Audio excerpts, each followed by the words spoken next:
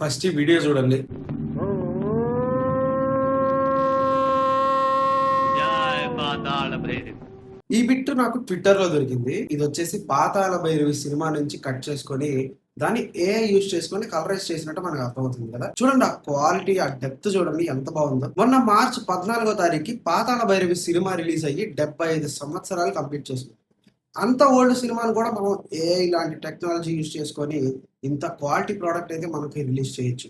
అసలు మన జనరేషన్ లో చాలా మంది ఈ పాతాళ భైరవి సినిమా చూసి ఉండదు. రీజన్ ఏంటంటే ఇది బ్లాక్ అండ్ వైట్ సినిమా. నాకు బాగా గుర్తు, నా చిన్నప్పుడు మాయా బజార్ అనే సినిమాని కలరైజ్ చేసి థియేటర్ లో రిలీజ్ చేశారు. సో అలాగే పాతాళ భైరవి లాంటి చాలా క్లాసిక్స్ మన ఇండియన్ సినిమాలో ఉన్నాయి. నేషనల్ ఫిల్మ్ హెరిటేజ్ వాళ్ళు ఇలాంటి ఇండియన్ క్లాసిక్స్ ని చాలా వరకు రీస్టోర్ చేసుకొని వాళ్ళ దగ్గర పెట్టుకున్నారు. సో మన గవర్నమెంట్స్ కానీ మన సినిమా వాళ్ళు కానీ ఇలాంటి క్లాసిక్స్ ని తీసుకొని కలరైజ్ చేసి ఎందుకు రిలీజ్ చేయకూడదు? మాయాబజార్ కలరైజ్ చేసినప్పుడు మనకి ఏ ఇలాంటి టెక్నాలజీ లేదు, కానీ ఇప్పుడు మనకి ఆ టెక్నాలజీ అందుబాటులో ఉంది. సో ఇలాంటి ఒక టెక్నాలజీ యూజ్ చేసుకొని మనం మిరాకిల్స్ చేయొచ్చు. ఒకవేళ పాతాళ భైరవిని కలర్ లో రిలీజ్ చేస్తే నేను చూడడానికి చాలా ఎక్సైటెడ్ గా ఉన్నాను. మీలో ఎంతమంది ఈ సినిమాని కలర్ లో చూడాలని ఎక్సైటెడ్ గా ఉన్నారు? నాకు కామెంట్ లో తెలియజేయండి.